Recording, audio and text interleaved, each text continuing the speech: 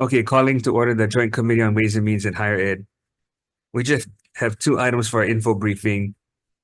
The first will be the supplemental budget request for athletics, and then we'll go into the Early Clinical Trial Research Center, Cancer Center. So if you can just explain the $3.2 million request for UH Manoa. So good morning. If you can just state your name. My name is Craig Angeles. I'm the Director of Athletics at the University of Hawaii. We were unsure of what the request would be. Our business office person contracted COVID, and she's probably in a better position to explain the history behind this. But these were our budget requests. The 3.2 million was put in there to restore the cover female sports guarantees, team travel, recruiting, student athlete meals, student supplies. And so that was where we were proposing to get 3.2 million. That's just one of a number of requests we made, but that's the one you requested to hear, I guess. Well, this is what made it through the governor's budget. Right. What's in the base now? And I think that is what we've had in the past years, but we've had to come to the legislature apparently to get that refunded or to get put back in the budget every year. So we asked to get that put back in the budget this year, and then we also made some additional requests through various channels. But yeah, apparently what the governor's approved to go forward is just the 3.2 million. Okay, but there's nothing in your UOH 100 AA base budget. I am not maybe as well prepared to talk about that. That's why I wish she was here. We made an original budget request of 7.5 million. But then of course it got whittled down a little bit too. I think we're at this point now 3.2 million. Chairs, Michael Bruno, Provost at UH Manoa. So there is a base budget of general funds supporting athletics. It has never been sufficient to pay all of the salaries associated with our various athletics programs. And so there are many employees who are on temporary appointments. We're paying all of the fringe on those employees. Despite that challenge, in the prior fiscal year, athletics did break even, but that was with that supplemental funding in the amount that is being requested again this year. What's in the base? How much is the base? I don't have that figure. But you have a base. Yes, we do have a base funding, general funds. So what's your entire budget for athletics? What's the entire budget for athletics? I can speak to that. The entire budget for athletics is about $48 million. It continues to increase every year, naturally, with the increase of student athlete aid and scholarships and travel and those kind of things. But as of right now, this year, it's approximately $48 million. And what's the deficit? What's the running deficit? Well, We have not had a deficit the last 2 years. Previously, we did, but there's no deficit as of right now. We're looking to come in to balance our budget this year. But every year, it is a moving target with the increase in costs, increase in scholarship costs. But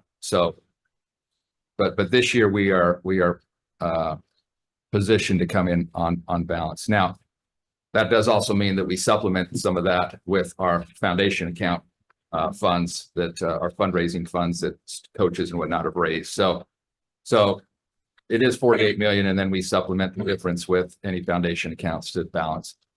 And UH Manoa, the campus is also working closely with athletics to, among other things, identify other sources of scholarships that can support the student athletes.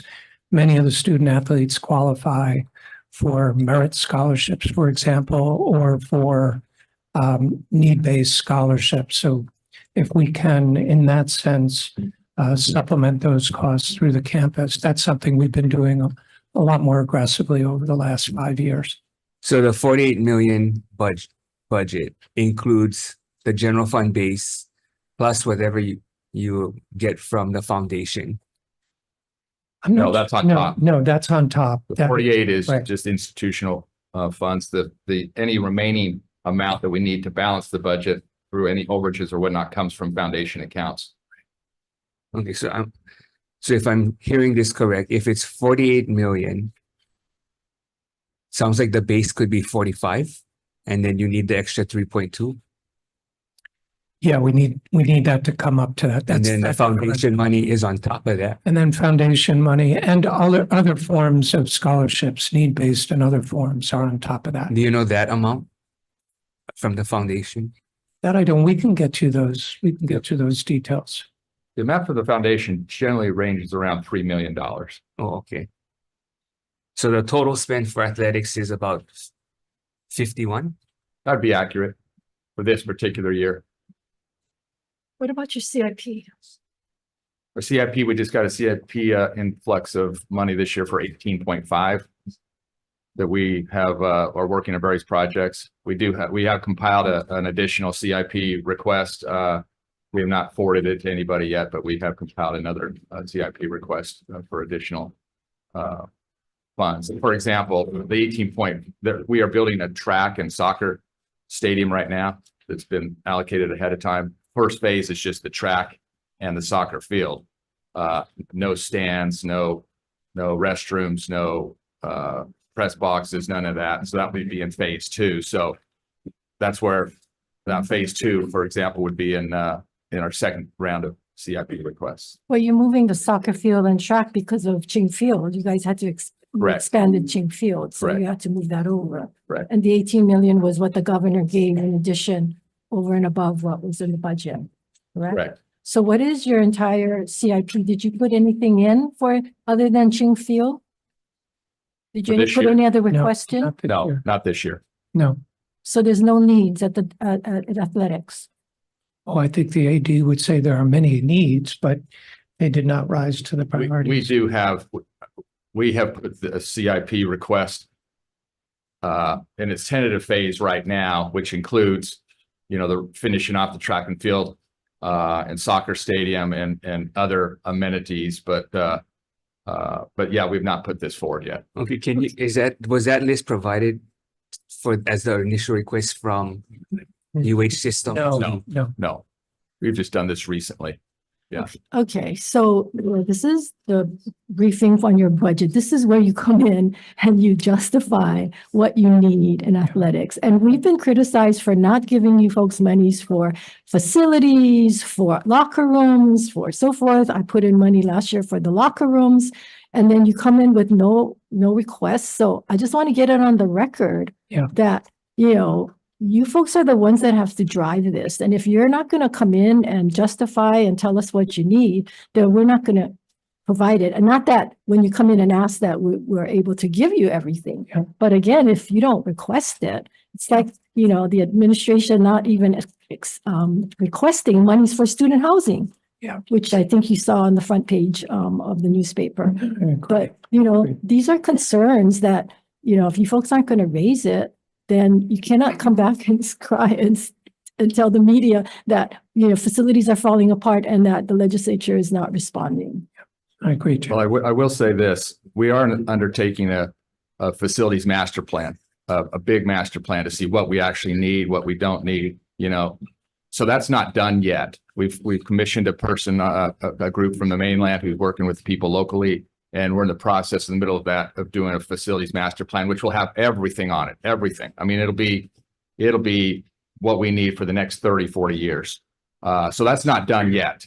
So that's why we haven't brought forward the facilities requests in that regard. I did not know we were going to talk about the budget here. I mean, we did we did submit a long list of probably $7.5 million budget requests through the university structure. And of course, it went up through the regents, through the governor, and probably through you. So some of that has been cut out accordingly. But this was our original 7.5 budget request for this particular year.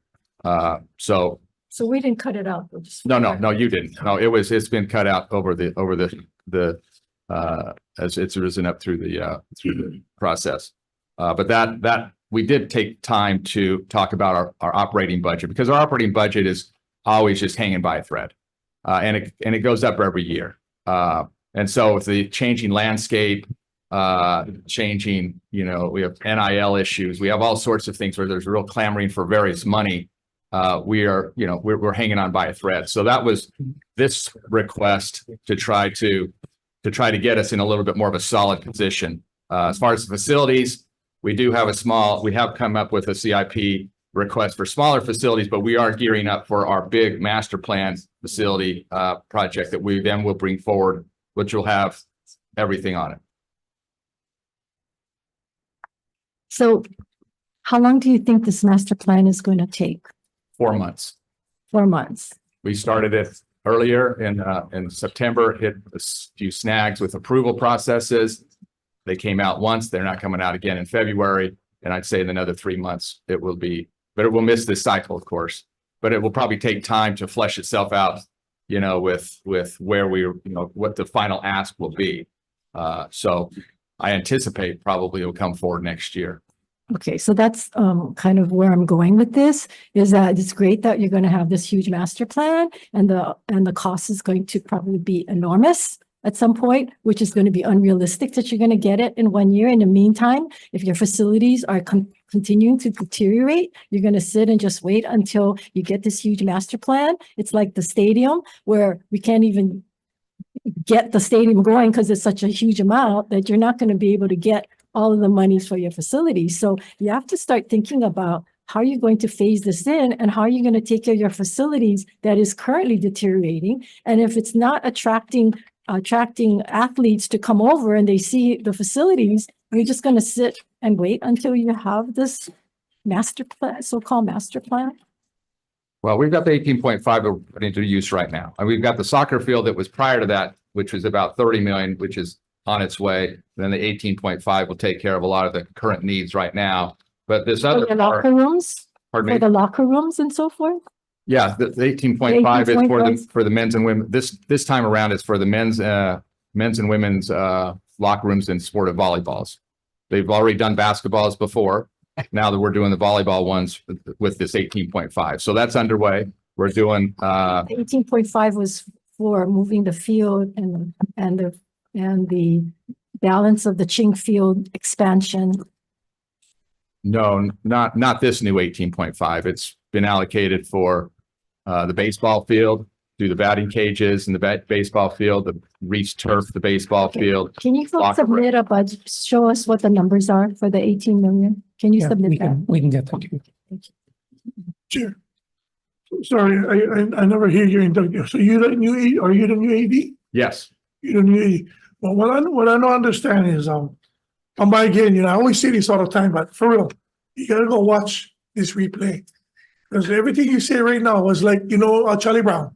Okay, what's the question? What's the The question? question is, well, watch this when you finish, because we never get nothing that what you're trying to say. We stay in the year of the supplemental budget, and you're talking about giving us information next year. Where else in the world you can do that? Well, I gave you information. We did prepare 7.5 for this year. Right. So that's what I'm saying. So you 7 point, but she just was talking about other things that you're saying that CIP. you need, yeah. Yeah. So how are we gonna be able to budget that or even think about even moving forward when you don't even have that master plan here? Well, that takes some time. Yeah, I mean, that takes some time to make sure we're doing it right. I mean, we've got the stadium issues out there, Ching Field. We've got a new Aloha Stadium. What's going to happen with that? Depending on what happens with that determines what we do on our own campus. We have no football practice fields right now. We're practicing in one field in the stadium, which is very unheard of. We don't have a football performance center or performance center. A lot of these things that all of our competitors are having. So we want to do it right. But there's a lot of dominoes that need to fall, not the least of which is the new stadium situation to decide where that's going to be and how that's going to play out. So yeah, I hear what you're saying. I mean, I did not know we were going to talk about budgeting today. I mean, our budget director has COVID. She would have been the best person to talk about it. But I think we did do a good job with providing the 7.5 from the beginning, but it's, you know, been narrowed down. But the CIP, yeah, the CIP amount, we have not proposed that to anybody yet. So yeah, that's probably on me. But it's still early. So Question, you're talking about Ching Stadium. So Ching Stadium, are the cables and the pellet, what you call that? scaffolding jacks and all of that you guys had put in there, is it still there or you guys gonna make it permanent?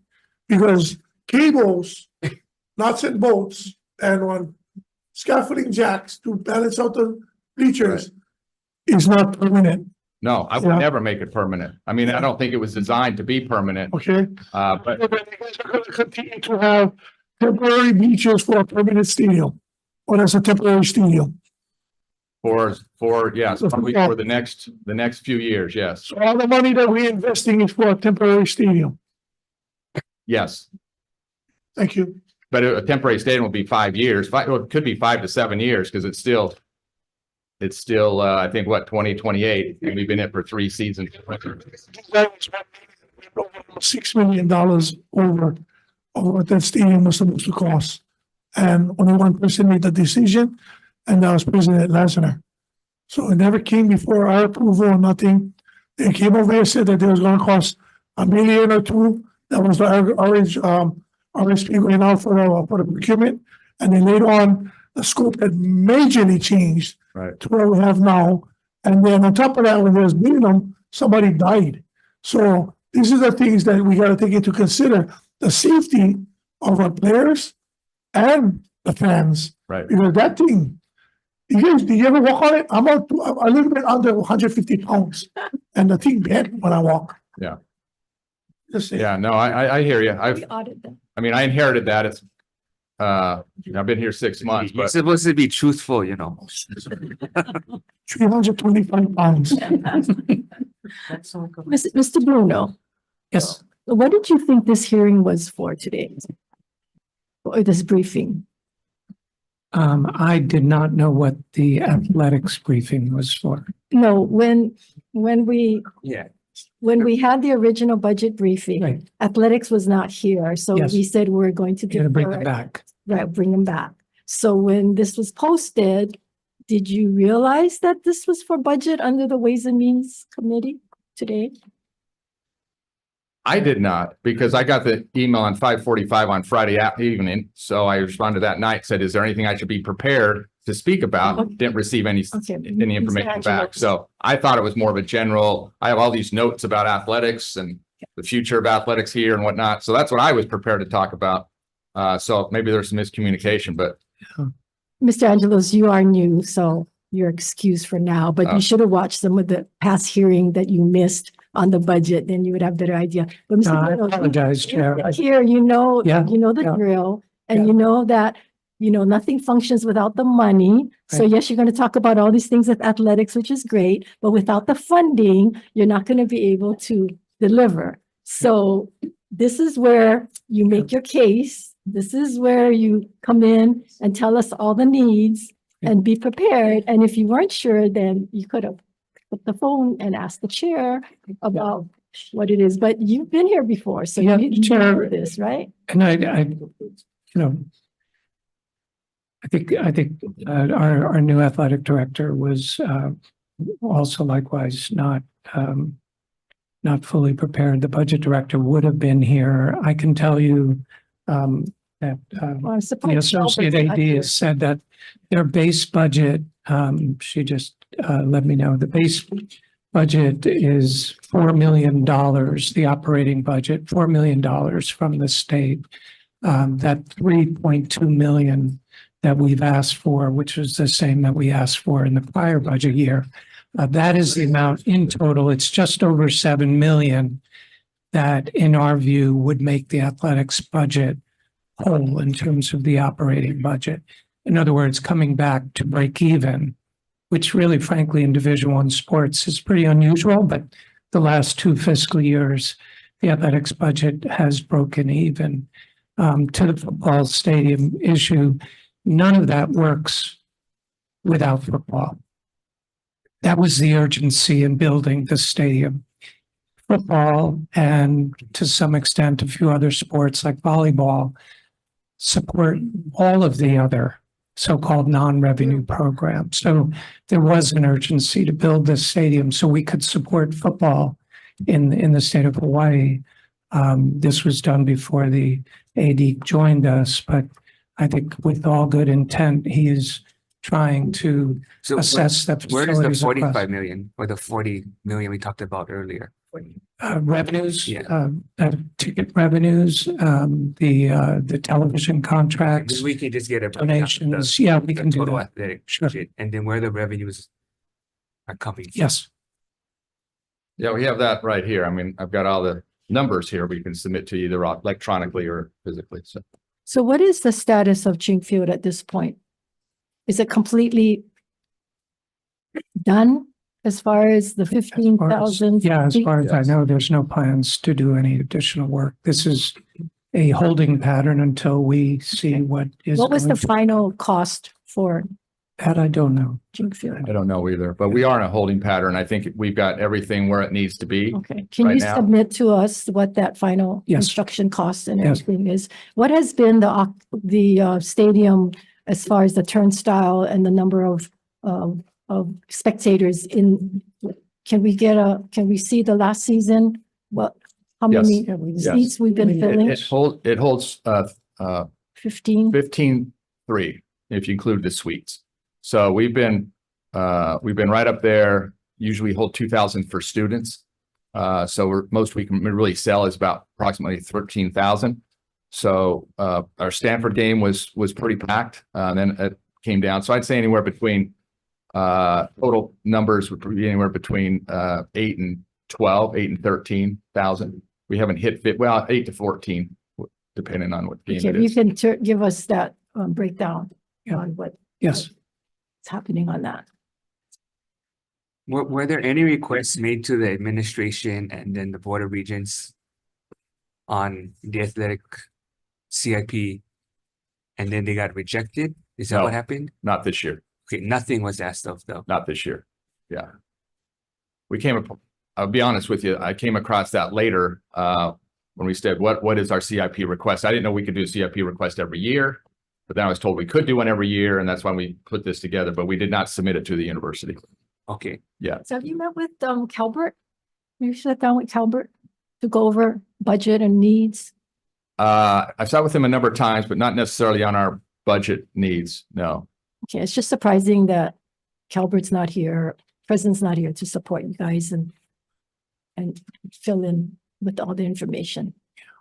Yeah, I mean, it could have been my fault. Like I said, I did not know it was a budget review session there. I thought it was more I think they thought too, it was more just a general athletics. They didn't think that. We told them. That's why they're not here.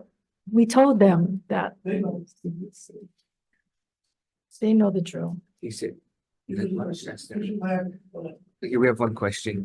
Just one question on the master plan. What is the timeline? When do you expect to have this master plan so that we can start looking at the phasing in of your needs? Well, very, very good question. I think what we're trying to do is get it back within 4 months. And then we'll have to probably vet it through the university, through what we want to select out of that master plan, what we may not. I mean, one of the issues is we have limited land down there, very limited land down on the lower campus.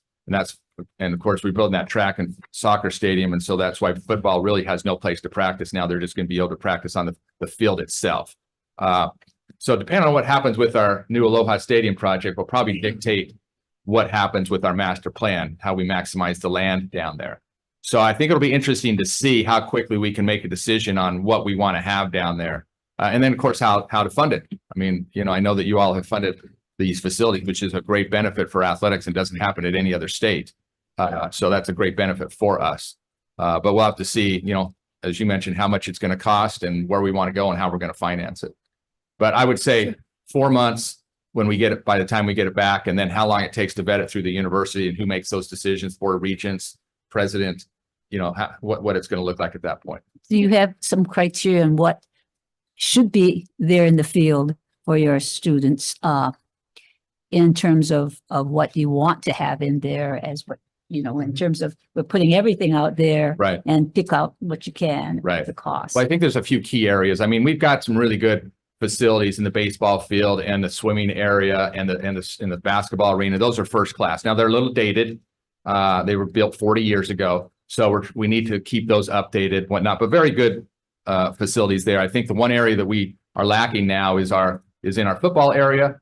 not necessarily, I mean, not to mention our stadium situation, but just even our practice facilities and whatnot. Every school in the FBS level has practice fields. We don't have any practice fields. They usually have a performance center where everything's together with the offices and locker rooms and weight rooms and nutrition centers and training tables and all that together. We don't have any of that either. So that's kind of an area I think we should concentrate on right now of our greatest need, if you will, is that football centric area. And we're very behind in our conference, let alone nationally, and where we are in our football facilities, our football budget. We're doing benchmarking with the Mountain West. Our recruiting budget in football is the lowest in the league, and yet we live 2,500 miles away from the mainland. It should be the highest in the league, if you ask me, but it's the lowest in the league. So I think, but back to the facilities, I think that's an area that we need to concentrate on those right now. Is that what that student performance center would be, not just for football, but for all of our sports. We have our training table in there.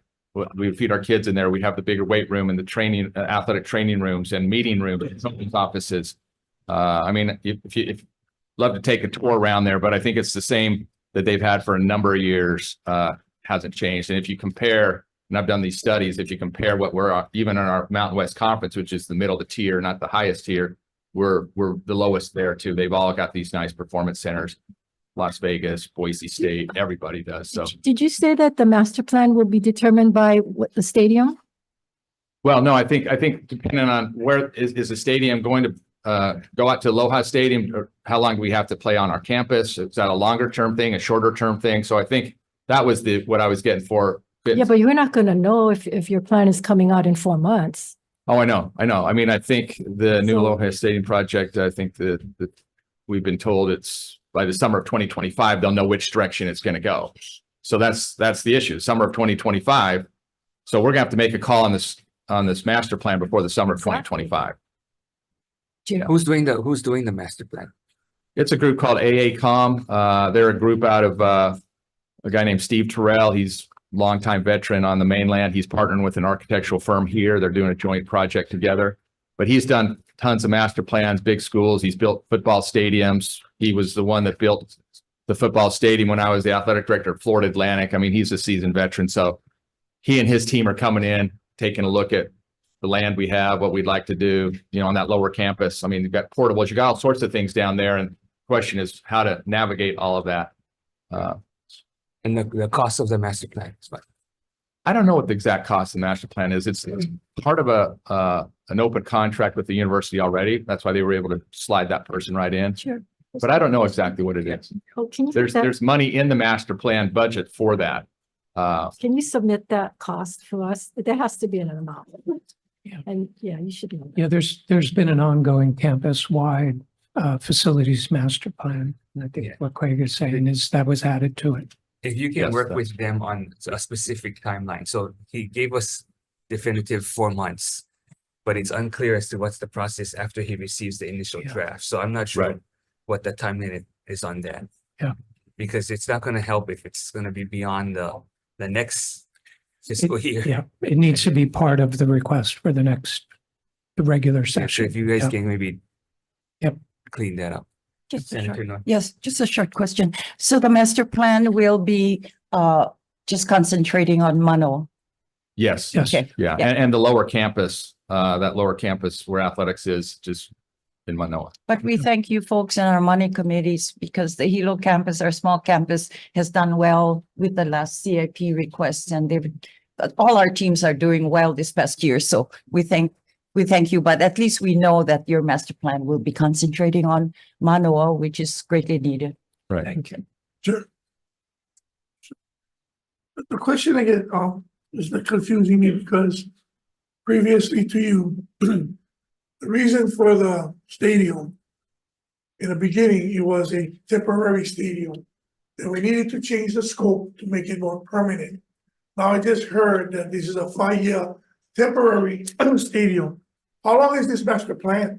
This master plan that you guys are building there, having all of these great facilities you're talking about, is that part of just a 5-year deal? Or this master plan is gonna be concurrently?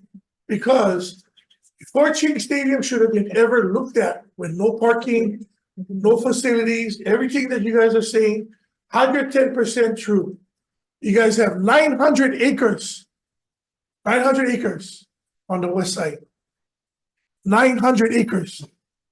And you don't even be talking about how small a footprint you guys have, and you gotta have piecemeal and everything. That should have been think about, besides putting up solar farms and whatnot. That deal right there, you guys could have expanded as much as you guys wanted, because you guys had the facility. But you guys already spent over $6 million. We don't know how much the master plan gonna be, and you're telling taxpayers and us that this is only a temporary for 5 years? You guys don't want practice field, you guys don't want this, you guys don't want that. Right? But I know you, not your fault. I mean, that's the reason why. I know I did about that. The reason why the president and they're not here is exactly why, that's why. Because they know they messed up. When we did that tour of that thing, you wasn't here. I kicked the cable. Post fell out on the final walk around.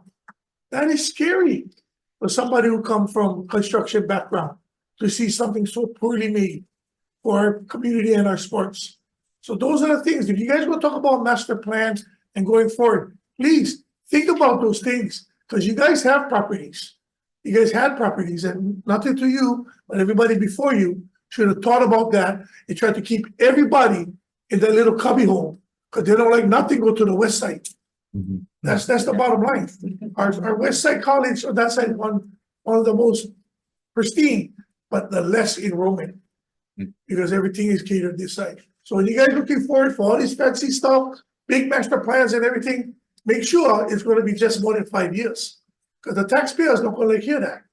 It's $6 million plus for something that is temporary. So the final question, Mr. Chair, if I may, is with your master plan, what is the intention with Chinkfield? Is it, you're gonna break it down, you're gonna keep it, what's the intention? You don't have to answer that now, but in the whole scheme of the thing is, I wouldn't answer it now. Yeah, But- get in trouble there. you need to. I'm make new, that so I- determination. Yeah. Yeah, that's a good question. And it will have to be part of the master plan. Yeah, and that's gonna come out in the next year, Yeah. and we're not gonna know the stadium, the whole situation with the stadium is still up in the air, so that's a challenge that you have Yeah. going Yeah. forward. Yeah, Yeah, so maybe going back to the timeline, if you can just, I'm not sure it's going to be ready in 4 months for you to share with us, 'cause it sounds like you need to vet it with the regents and the administration. I would first. think it. Yeah, I would think so. Yeah. Because I have my ideas and I'm sure they have their ideas, and of course, what the money is going to look like and how we're going to finance it's another story. So. Okay, we're going to recess because we need to end by at 11, and our next, yeah, but we're going to hear from the cancer research center. So we're going to take a quick recess. Okay. Thank you. Thank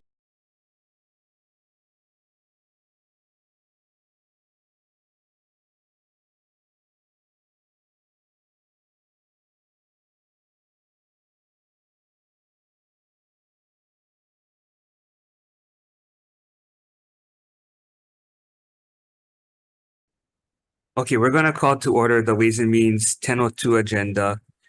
The first item is SB 572. We have a proposed SD1. This is a short form bill that we're gonna be amending, and then we'll recommit back to Ways and Means. So is there any objection to adopting the proposed SD1 and recommitting? No. Not, thank you. And next item, SB 578. Same recommendation. This is a short form for the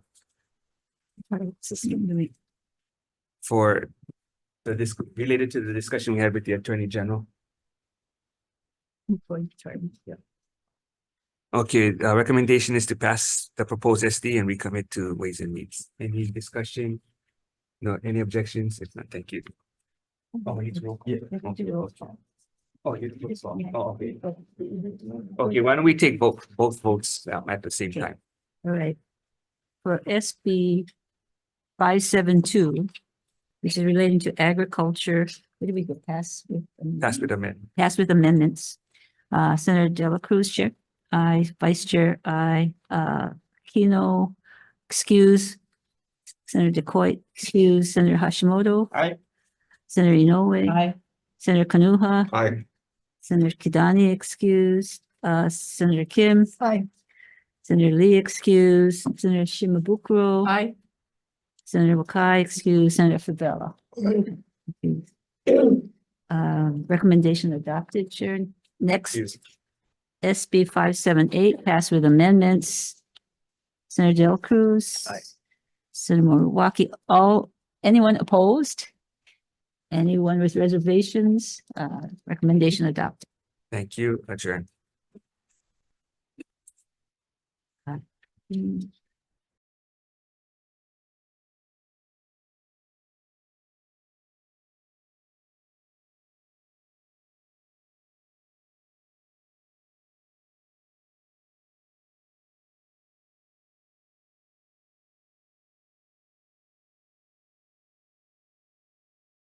Okay, calling the Ways and Means and Higher Ed info briefing back to order. So now we hear from the Cancer Research Center.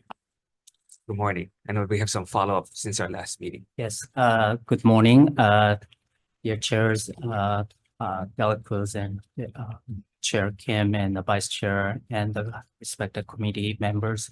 My name is Naoto Ueno, University of Hawaii Cancer Center. Closer to the mic. University of Hawaii Cancer Center Director. I am here with my team, with Associate Director Cliff Martin, and with healthcare, with Jill Hogg-Reese, CEO of Queens, and also the Leslie Chun, the CEO of Hawaii Pacific Health Medical Group, and University of Health Practice of Hawaii, Derek Wan. So thank you very much. So last time I mentioned that there is a need for a certain time period to give the business plan. And as I mentioned in parallel, that I was working on the business plan. So rather than extending in the timeline, I have provided the business plans with the financial numbers and also a document from our consultant, and also in terms of what type of impact that would have in our community. As a cancer center, we see this not as a simple research, but it is about having a better opportunity for our patients to have access to innovative care. Once again, I emphasize that recently in the cancer field that treatment is rapidly changing. Standard care changes probably every quarter, and it is extremely important for our residents to have access for treatment that could be potentially get rapidly approved by FDA 1 or 2 years earlier. And currently, people who have means to leave the island will leave and go to respected like West Coast institution, UCLA and Stanford or MD Anderson. But most of the patient does not have that financial means.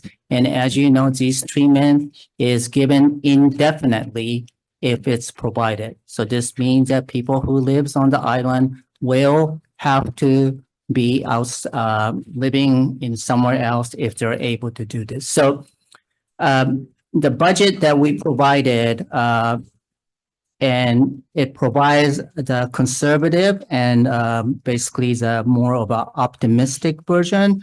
We want it to be realistic as much as possible.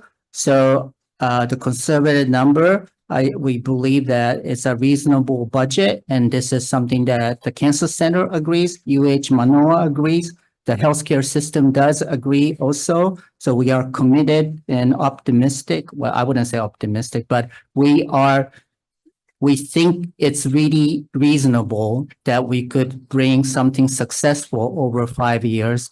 We were criticized by the consultants that we are too conservative in terms of number. Particularly the number that's we've been criticized is the per patient cost that pharmaceutical company provides. And the basis of this is we have actually given multiple different recent contract with phase 1 from pharmaceutical company to the other institution. And the number is really in between of 50 to 100,000, but obviously we're trying to be conservative as much as possible.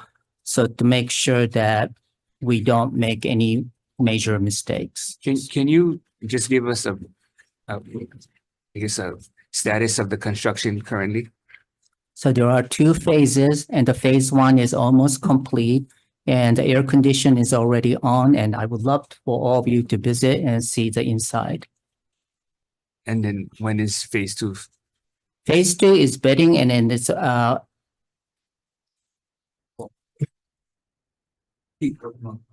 working on the contract and then ready to go. And what's the time? What's the The potential? timeline is to complete this by early part of 2025, and our goal is to being operative in terms of getting in and running by the third quarter of 2025. And you have the funds already for the phase two. That is correct. How much is that? I think it's like 6.5 or 9 or somewhere in That's, there, that's right? encumbered. Where did money come from? It came from the money from the federal and additional money that we talked about before. So can I? Yeah. So you got 6.5 million from federal Mhm. initially for floors 1 and 2 for phase 1, right? Floors Right. 1 and 2. Right. And the state gave you 6.5 Right, million. correct. Okay, then you ran out of money. So Right. you got another 6 or so million from the Right. feds. That is And correct. you built phase 1 and you only built 1 floor. 1.5 or 1.4. Floor. Yeah. Right. So you didn't build the whole thing. So That you is went correct. over budget by over $6 million and you didn't even get the whole facility that you had That is anticipated. correct. Yes. So now you're saying phase 2 is what portion? Just the balance of the second floor or the ballot or more? Well, it's really of the context of how we align and how we plan based on our. Is it the first floor, the second floor, or is it 3 and It's- 4? Because you have 4 floors. Well, it's part of the second floor. So part of the second floor, and that's going to take another 6 million for the second floor? For the 0.6 of the second floor. Right. Yeah. Another 6 million. And There's some rearrangement so that it meets our need because we were. yes, but you're Yeah. saying you're going to build a second phase. Right. So that's the balance of the second floor only. Let me make sure I He can don't. come up and he, because Okay. you can just state your name.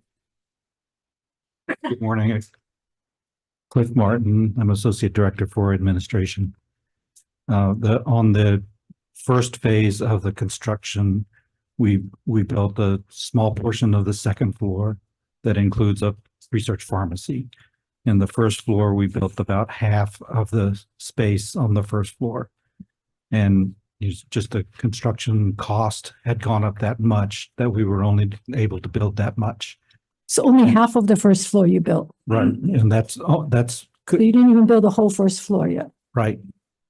And that phase is complete and is in the final phases of closeout process.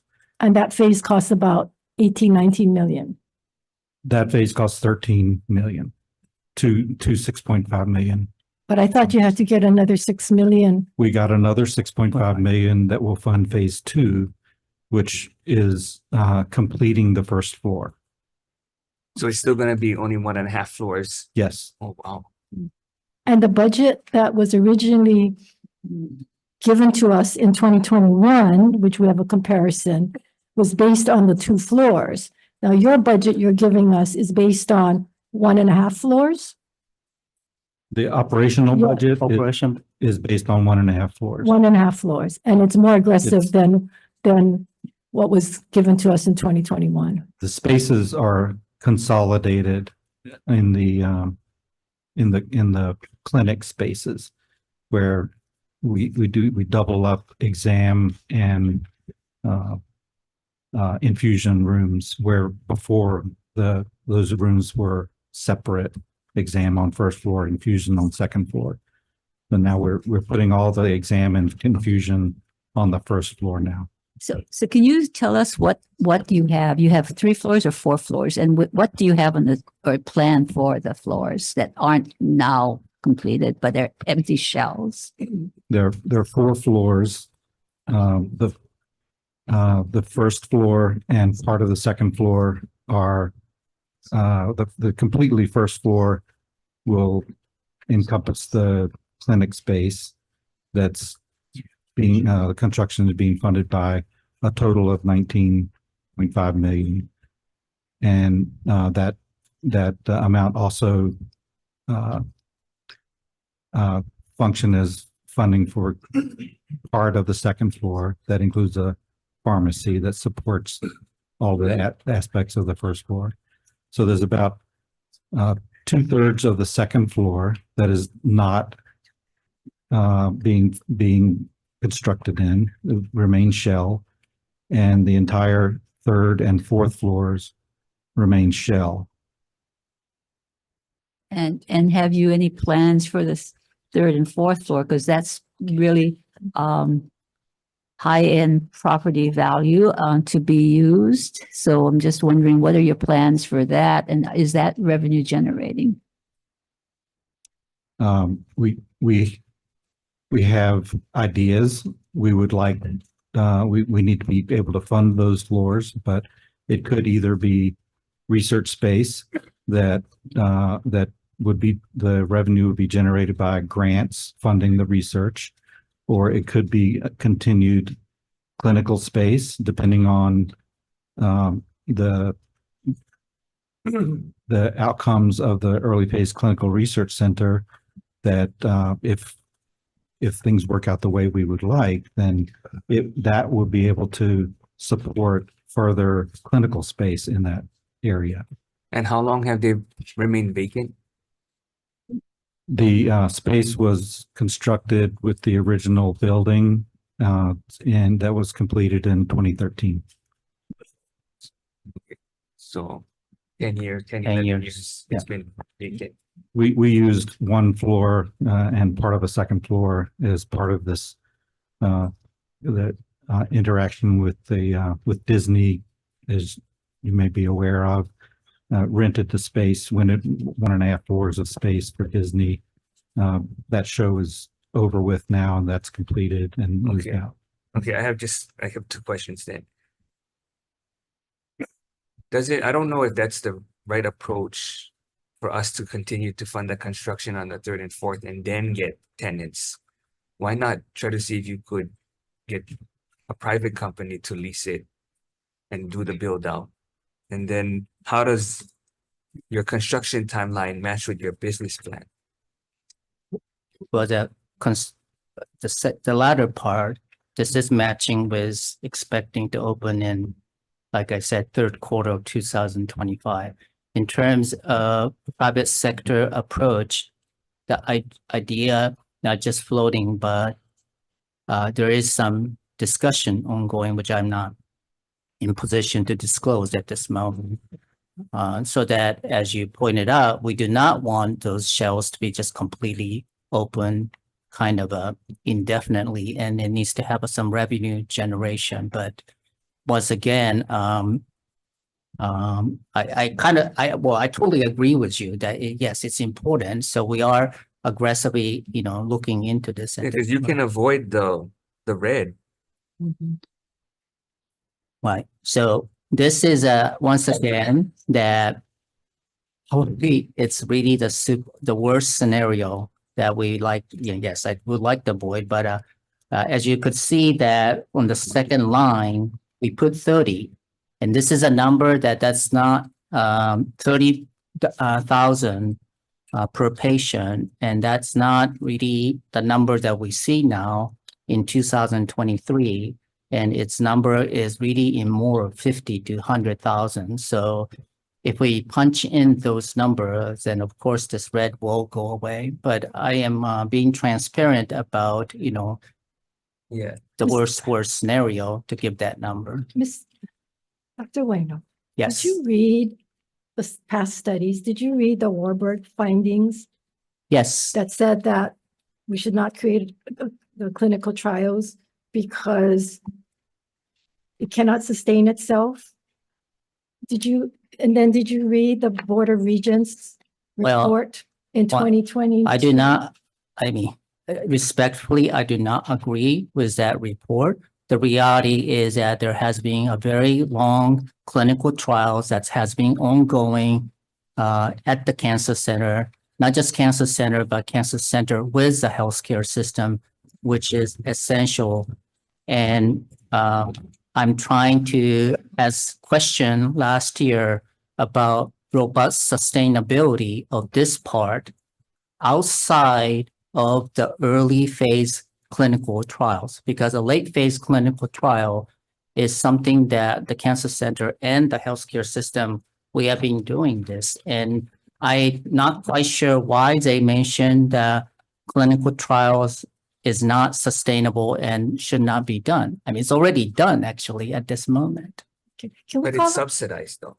Yeah, can we call up? Well, subsidized in terms of any places with the federal government. These are federal supported and it's not, it is imported. I mean, No, No, we we're cannot- not state funding support, but can we call up Vasilis? Mr. Vasilis?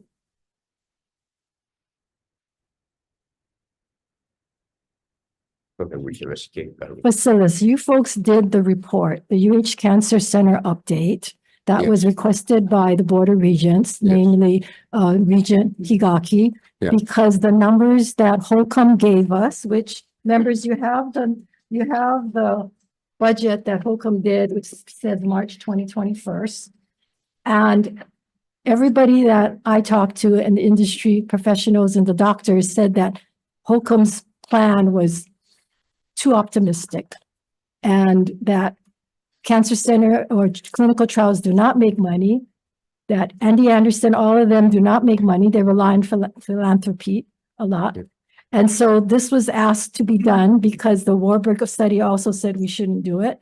And the concern that we had, and I had, was that it would not be self-sustaining, although Holcomb said it would be. And so you folks did the study. So what was the outcome of the study? Yes. So let me give you a little bit of background on the study. First of all, I didn't do the study. Right. There was a committee put together, was chaired by Dr. Shapiro, who was at that time the executive director of UHP, University of Hawaii Partners. And he was the dean, ex-dean of the medical school at the University of Washington in St. Louis. The two CMOs from Queens and HPA participated. Amy Grace also participated from my office, and the conclusions do speak for themselves. I have looked at the Cancer Center budget plans over the last 10 years. I have never seen anyone come in actually to the performance that it is being presented. And I do believe that it is a meritorious project. However, I don't think it's going to be self-sustained or make money. Healthcare is very important to the state. And if the university doesn't subsidize it, or the legislature, the governor, that means the state, or even our partners, Queens and HPH, I don't think this is going to be a self-sustained operation, because at the end of the day, there is always the unforeseen factors. You just question about the construction, which is very straightforward, but nothing is straightforward in construction in Hawaii. But, you know, an $11 million project to build 2 floors, ballooning to 17.5, 18 for a floor and 1/3. So, you know, I always take those performa with a grain of salt. Okay, so your summary of your report says growth from 20 research subjects in year 1 to 100 by year 5, which is exactly what they're projecting, was projected in 2021 and still being projected in 2024, this new budget. It says it's quite ambitious for phase 1 only program. Attainment of 100 enrolled patients goal at 5-year average of 2 patients per day. And then the report also said funding based heavily reliance on philanthropic support. Economic uncertainties may render current project levels of giving to be too optimistic. And then it goes on to say recruiting and funding of treatment personnel, facility operations, patient recruitment, integration of clinical trials with ongoing care, and the assumption of fiscal and legal risks may not be sustainable under the current business plan. And that was under a more conservative plan that we thought was ambitious. And now this plan, which seems like you folks just upped the numbers, you didn't seem to have done anything else. Well, that is not true. Well, Senator. so I'm asking Basilis, Yes. so there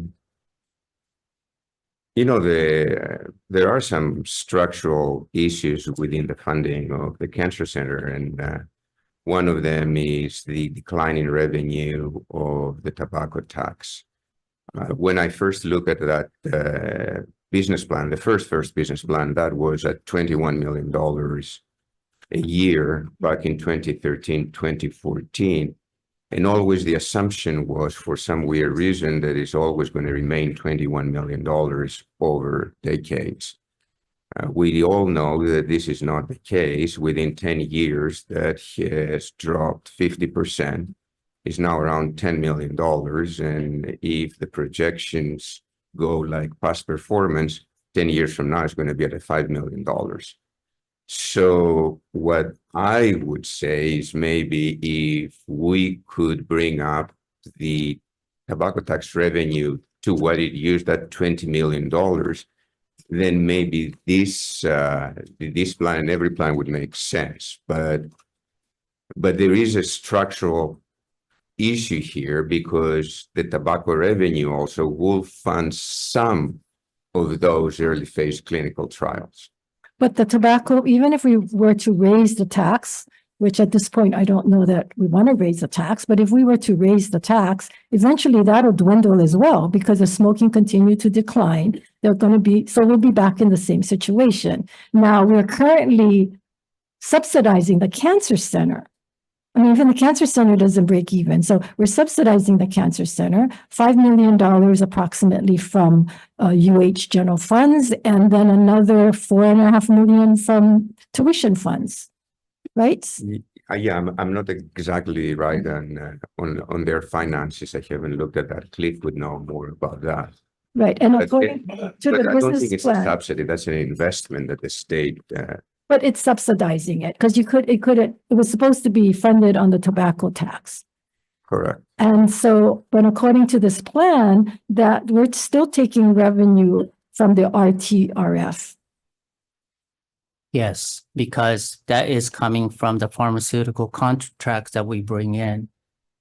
I mean, I think there's two different budget for us. Well, it's in the one pot. The one is, I was asked last year to look into the early phase clinical research center budget of the accuracy and how accurate is this. And the second part is our sustainability of the cancer center. There is no, as you're right, there are no NCI designated cancer center that survive without support from the community. There isn't. Even MD Anderson, it just does not exist. And you're exactly correct about this. But at the same time, I was asked that whether EPCRC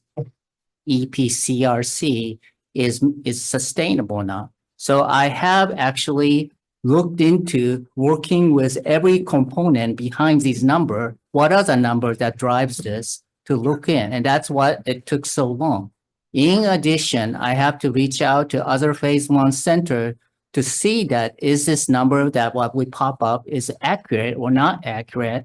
And this is why I have the one that we provided you. This is a CEO of Mary Crowley, ex-CEO of Mary Crowley, who has one of the most experience in phase one running. And that's what we asked to look in. And there are definitely something that we have to improve based on Dr. Freiberg and also from Dr. David Gandara from the University of, God, my mind is blinking, California, Davis, who has a fairly similar community setting working system. So, I mean, I just have to. If you look at your revenues, right? What to me is glaringly missing is the fact that you could lease 2 floors.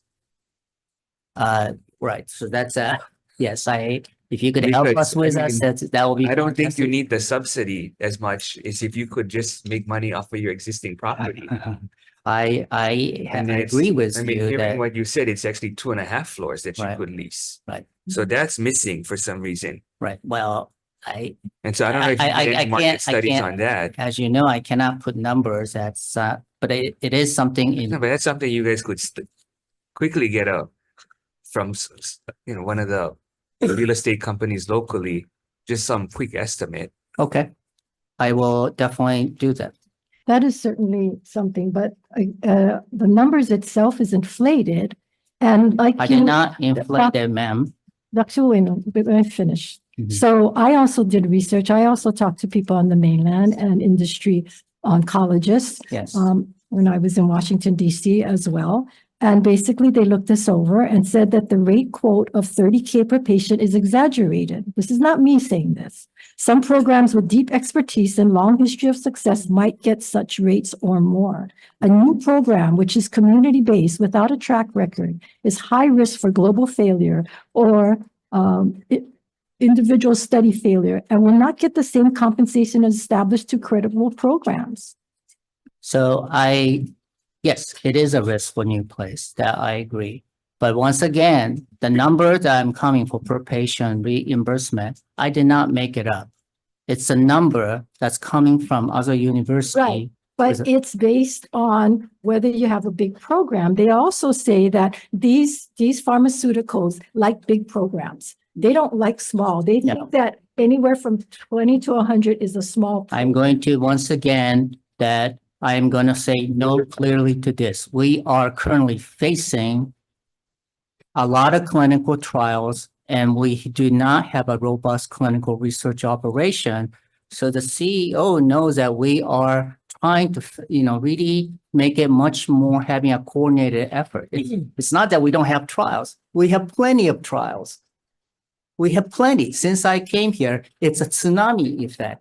And 2 years ago, FDA has decided that DEI, diversity, equity, inclusion, is the highest priority in the area.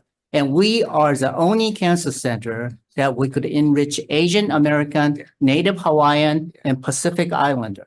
Our clinical trial enrollment for non-white is currently 75%. So that is a track record that we have already. No other places have this. And then how much do we, is this attractive for the national level? Because FDA said that we need to include Native Hawaiian. We need to include Pacific Islander. We need to include Filipino, people who are not represented. And that is our job as a cancer center. And cancer center stands for really to be working with the community and including you. And that's my job, actually. And that's what I was hired for. And I am not inflating this. I made this number working with many different people. I just didn't put in an Excel file and ask, Cliff Martin to punch in the number. That's not what I did. Well, I've run the numbers with people that have experience longer than a year and 2 months that Mr. Feinberg had with Mary Crowley or whatever that. Well, Mary Crowley is the second largest Right. phase one. But Mr. Sec- Feinberg, or whatever his name is one, he was the CEO for 1 year and 2 months. So I'm just saying, this is what is coming back to me from the people Right. that we. And talked to. I'm happy to talk with who you have spoke with and have more discussion about. And these are models, right? Why Of not course- just insert the real estate money? Yes, I will do that. Now, more. the Yes. philanthropy money, is that through the foundation? UHF, yes. Did you talk with them? Yes. So this is what the numbers they're giving you. Well, this is something that we already have and secured at this moment. So I am working on additional. Is this for the cancer center or this for the clinical trial? This is for the cancer center designated to the early phase clinical So- research center. So what does foundation give to the cancer center currently? As far as philanthropy? You mean to the phase one? No, to cancer center. Oh, What does you the mean, foundation give The to bid, the, the bid. right now? Uh, What's the commitment? I'm gonna have.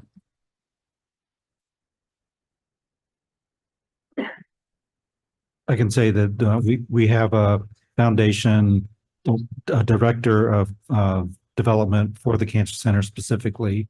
And their track record has been, the foundation's track record has been raising about 2 million, 1.5 to 2 million per year, kind of base level. And then over and above that, we ask for strategic investments, and we get large gifts one year, not many large gifts the next year, so that fluctuates. But 1.5 to 2 million base level of raising money to the Cancer Center. Okay, so they give $1 to $2 million now to the Cancer Center. Yes. So they're going to give an additional 2 million approximately to. The numbers that are in that budget are already secured. They're already in an account in the foundation assigned to the Cancer Center. And they're committed for 5 years, 10 years, or what is it committed for? They're committed until it's spent. If we start spending it today. So how much do you have right now? For the Early Phase Clinical Research Center, the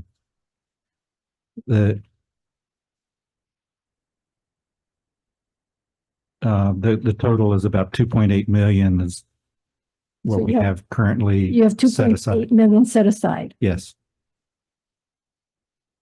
So that's for the 5 years. Part of that 2.8 million, I have to say, is revenue from the endowment. On the next line, there's endowments that are already secured, and we receive interest, basically interest on those endowments. So the 2.8 million includes the spend distribution on those endowments over the time. So I was wrong to say 2.8 is secured right now, but it will build over time with those endowment spend distributions. I would say that 2.5 million is secured and the rest is in future spend distributions. Okay. So Dr. Bueno, where are you going to get your patients from?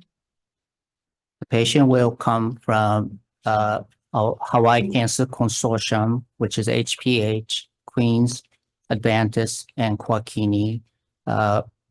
Recently, we have been talking with Kaiser because Kaiser have a very much interest to bring patient to us because there is no phase 1 clinical trials on the island for cancer at this moment. And we are the only one that could potentially offer the opportunity. Okay, so we have Queens here and we have HPH here. Yes. So are you folks going to be maybe signing an MOU saying you're going to send your patients to the, Maybe can we have you guys come on? yeah. Because right now you send your patients to MD Anderson and to Fred Hutchinson. Is that And correct? just state your name. Yes, Right. I'm Dr. Jill Hogard Green. I have the privilege of being the CEO at Queens, and I'm a nurse, an oncology nurse of many, many years.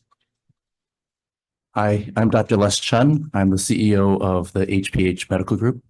Okay, and so are you folks prepared to sign an MOU saying you will send your patients first to the Cancer Center? So let me describe what we do. When you think about phase 1 clinical trials, which are really important, and for our state, we don't have them here, and so many people are not getting access to them. You look to say, with this individual, we'll be talking with all of our oncologists. They will actually make the decision of whether the trials that we have are the right trials for that patient. Mm-hmm. And when you start, when you start a new program, you're not going to have all the trials that need to happen. So there still will be some patients that will say, we don't have the trial yet on island, and therefore we're going to need to send them to another place that does have that trial. Where we do have trials, our clinicians will be intimately involved in the decision-making, so that clinician gets to have the privilege of saying, this person should have it here or there. There are 2 routes that can happen during that time. There are some patients that need to be in a hospital when they get the trial. The majority can be in ambulatory setting. So when I say a MOU, we're all part of a consortium. We actually have leadership responsibilities in that consortium. We'll have ongoing discussions with our chief medical officers from HPH, and Dr. Whitney Lim is our chief medical officer from Queens. They'll be making decisions year to year about what's the best places for patients to be. But then that individual clinician, we would never take that away from them, that they have the right to say, I want them in the hospital or I want them here. We're not as well prepared to provide, when you think about phase 1 clinical trials, you need your researchers as well. So one of the great things about the work that you're doing, and I'm coming new to the state with 4 other states that have excellent phase 1 clinical trial programs, having your researchers immediately available is also helpful. And we don't have those researchers in the hospital. We have them at the university. So we'll build over time the right clinical protocols based on which ones we open and which ones that person needs at that moment.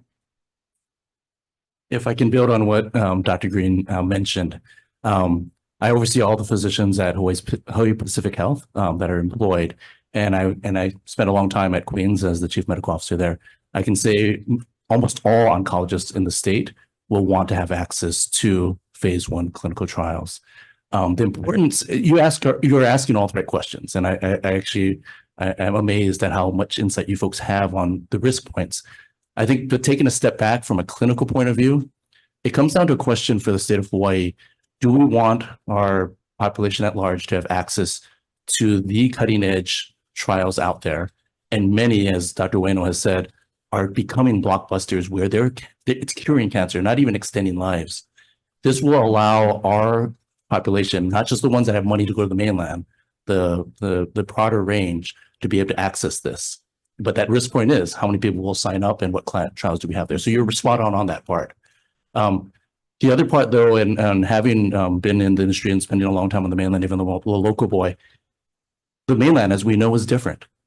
And the companies that are looking at building these next drugs want Hawaii because of the minority population that most of us are in this room.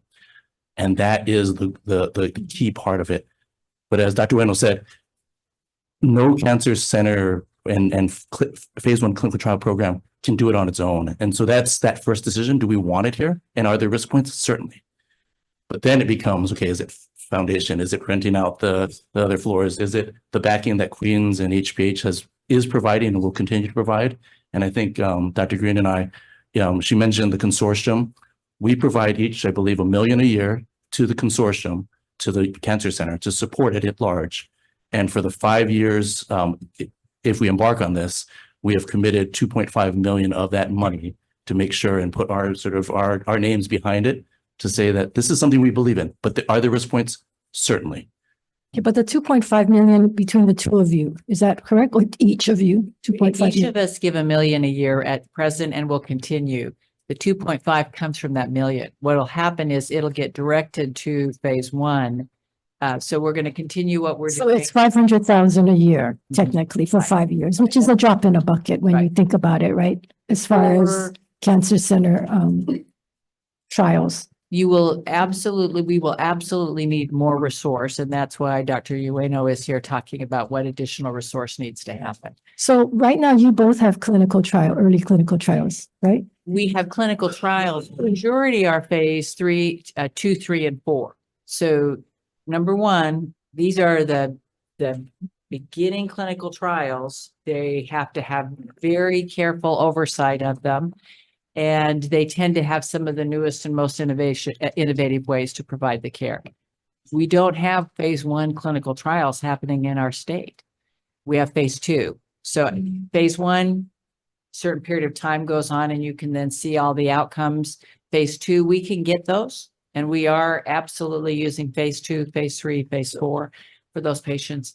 But what we know right now, particularly with the diversity of the people we serve, we don't have enough phase 1. We don't have phase 1s where we could actually care for a person instead of sending them to the continent. Because what we're doing in the majority of time, if they have resources, insurance, we're sending them off island to get that first level. And that's really what we want to bring in, is to ensure that you have all opportunities to be able to improve your health. So does that early clinical trials require or make the funding through diagnostics, to the tests, to imaging, as well as through the drugs, right? Because 50% of the markup on the drugs, isn't that where the money comes in?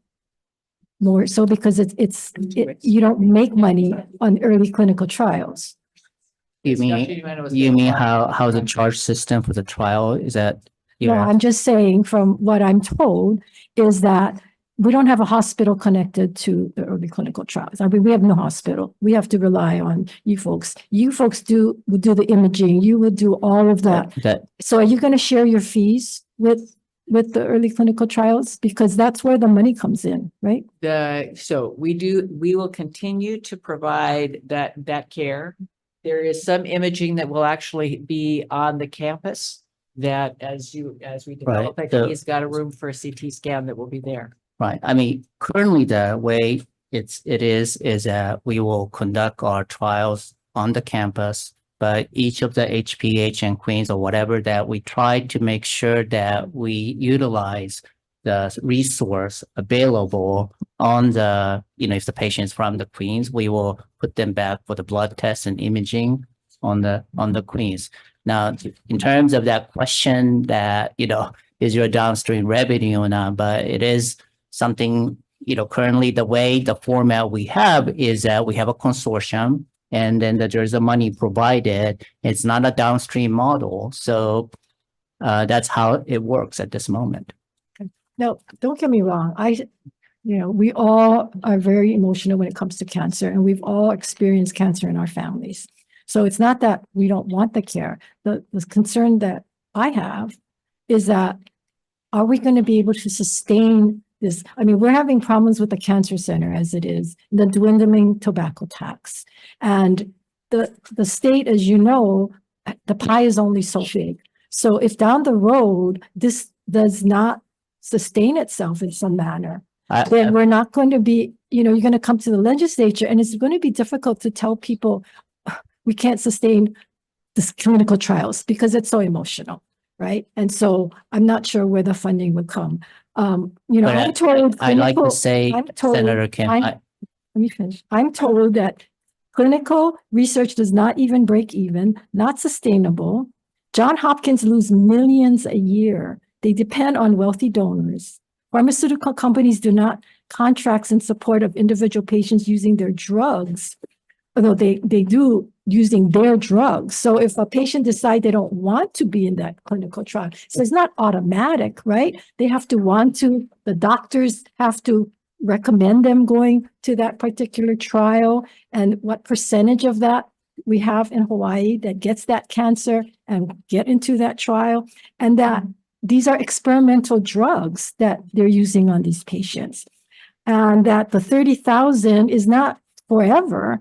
It's a period of 6 to 9 months, or how long that trial lasts, right? So, there's a lot of moving parts. And when we look at the budget and when others in the industry and consultants that we talked to, that I've sat down and showed them the budget, this is the responses that we're getting. So, and then the 2 studies that was done, both confirmed that.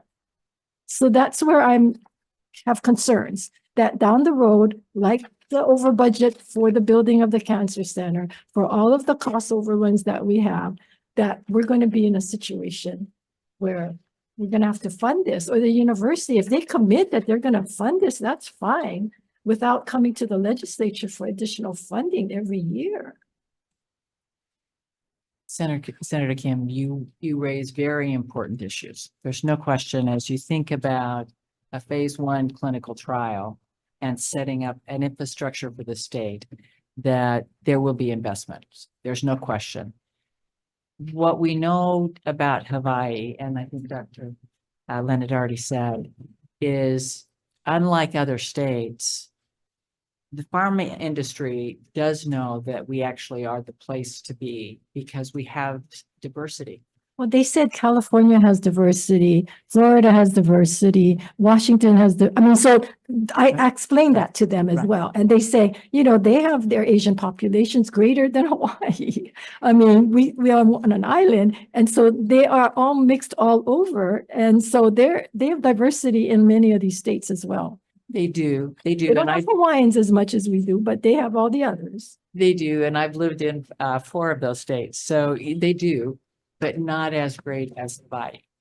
Right, That- but then what that- percentage of that in Hawaii is actually going to, one, get the cancer and be in that specific trial? Right. Of- Those are clearly the questions. So if you think about opening up a program, because this is opening up a program, the first 5 years are going to be critical. We can't foresee right now how many people are going to say, I want a phase 1 clinical trial, and that they're going to get it. What I know is we are missing out there are many patients that could and should get them, can't afford to go to the continent where they could get them, and would prefer to have them here. So that's the dilemma as we think about oncology and cancer. Do we want to be a state that is starting a program? You have arm in arm, the health systems working together, recognizing that some of that care is going to happen in this center and some of that care will happen in a hospital, depending on what the drug is and what the needs are of the patients. But we as clinicians, and I can say as the CEO at Queens, we are deeply dedicated to making sure that we can get to you, all of our consumers, what they need when they need it. And we see big barriers right now, not related to the cancer center. We see big barriers because we can't get them where we need them to go. Usually because of financials. Right. So I think that you're raising good questions. We'll continue to work on them. And we share But- that with And, you as and we well. will. Yeah. The need is high and it is significant. And you do have your clinicians together and your health system saying, please help us do it collectively as opposed to individually. And that's where we see a consortium with the university as being so helpful. I really appreciate the consortium coming forward on this because we really do need an early trials for cancer. With the second deadliest disease. And so I appreciate that. I think what the question is how can we subsidize or reduce the state's subsidy of the cancer center? Because over time we've seen the history and how is it different? And you're saying, yeah, the pharmaceutical companies really do see the need to see the diverse population early trials. But how can you folks in the consortium help us subsidize in terms of, well, renting the two spaces, big spaces in the cancer center, at least until they get on their feet in the next 5 years, hopefully. What can the consortium do to come forward beyond what you folks, we already appreciate what you're doing, but it's a community affair. So I'm just putting it out to you folks. Besides the financial backing that we talked about in terms of the consortium, we're also in kind providing support. Our clinicians will practice there, not just refer, and they will be much of the physician staffing, actually these physician staffing for the cancer center. And so that is not a charge that we would charge back to the cancer center in this phase trial. So that's another way that we're helping out. What about the space? Can you folks use space and help with the renting out the space? There's 2 floors. Yeah, excellent question. And we would need to take that under advisement and have a conversation in terms of when I look at today, what we have within Queens, we have space that we can provide. What we don't have is all of the researchers and teams together that we need when we do phase 1. So for phase 2s, 3s, and 4s, we have what we need today. So let us take that under advice and see what that, I know that that's something that Dr. Ueno is constantly coming and chatting with us about. So you're raising a good question. For us, the question comes, do we have at that site everything that we would need? And most patients who are coming for phase 1, we will have what they need for phase 1. But if you think of all the cancer patients, it's usually integrated between what's happening in radiation therapy, what's happening in other interdisciplinary work that we don't have that designed into that building. And it would take incredible increases of compensation to be able to do all of that. So let us take it back and come back as a consortium in terms of those broader discussions about the other floors and what that. Senator Kidani. Thank you. I apologize for being late. So this question we have been asked already. Is this clinical research free to the patient? And if it's not free, does health insurance cover it? So insurance for the portion of anything that is related to consider as not standard care will be, well, of course, we have to get a pre-approval, but it will get generally approved from the insurance company. And the rest of the standard care is like any other care. So as long as their third party of the patient is approved, then there should be no difference in terms of the cost involved to the patient. If we agree to take the trial. Can I just ask one more thing? So is it, I just like, I just like follow up on that. I had 160 million questions, but we gotta go pretty soon. Question I ask is what you just was talking to my colleagues about having Native Hawaiian, Filipino, these ethnic ethnicity groups, yeah. You cannot afford this. The medical not gonna cover. And if the ones that get insurance, the insurance tell them what they cover. Yeah, I can tell you this is the reason why I'm so upset with the insurance companies, right? You can say all of these things to us, but the proof is in the pudding. You're not gonna be able to get these ethnicity groups because they can never afford it. They'll never go through these clinic trials. They continue to go on. That's the reason why we wanted the study down on West Oahu that wasn't passed, I think, pretty much in the House, right? The bottom line is, if we don't have a study, we don't know what they need. But you're gonna come over here and say you're gonna do this, and I understand construction costs and everything. But this is way over the budget, and I understand this is very important. The question I get to you guys, how are you gonna reach my people? How are you gonna get there? You said all of us fit the criteria, but all of us get different pay, different backgrounds. Everybody in this room in TV land. How are they gonna afford this critical? Hey, number one, she just said very needed. How are we gonna get them? How are we gonna get that treatment if my medical said no? Right. So how are we gonna get that? Absolutely, that's an excellent question, and that is one of our top priority for community outreach. We have a community outreach engagement office, and as you pointed out, depending on your either ethnicity or race or socioeconomic status, it is an issue. And I'm feeling this, I'm learning this because I'm not from here. So we are currently, we done with one of the prostate cancer was Native Hawaiian male to improve the access and understanding. So we are going to continue to expand this. And I would love to, hear from you that what is the area that we should be targeting. But we have an office that addresses the thing that you're talking. And as we increase our clinical trials, this is going to be really going to be important, this outreach, so that we learn from the community, not that we just push out our agenda. You learn from the community that they cannot afford a clinical trial. That's what I'm saying. You didn't answer the question. I asked you the question, is that how are you gonna help our people that cannot afford these clinical trials? Who's dying because they cannot get treatment, right? The 3D cancer thing, they never qualify for them. Because the company, some pharmaceutical companies and the insurance dictate who lives and dies in Hawaii. So I'll leave it at that because I don't think you have the answer. Thank you, Chair. thank you very much. Before you, Senator Kidani, because we only have less than 10 minutes. So I want to try to get all the questions together and then you can just respond once. Okay. I just wanted to add to what Senator Felder is saying.